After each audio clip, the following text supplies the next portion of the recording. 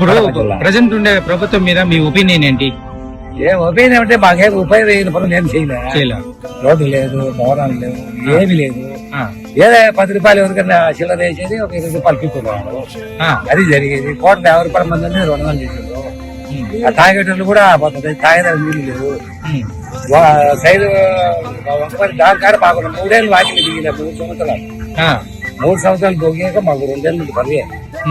ఈసారి last moment లో వాకిలు పిలిచారు, మాకు నీళ్ళు ఈసారి కర్రీ తెలంగాణ నీళ్ళు ఇంకా ముందుకు లేవు, ఆ ముందుకు లేవు. వాళ్ళ చిన్న లేదు అవి ఏం చేసారు.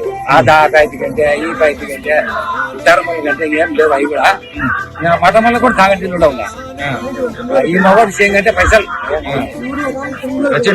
ప్రభుత్వం ఏమంటుందంటే మళ్ళా పొరపాటు వచ్చింది అనుకో, మేమందరం బిల్లు పెట్టి హైదరాబాద్ పోవాలి.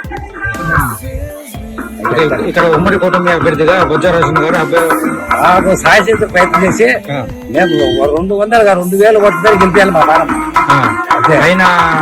పైన బీజేపీ ఎటైనా వస్తుంది, చంద్రబాబు సేమి ఇస్తాడు, దానికి ఇబ్బంది లేదు.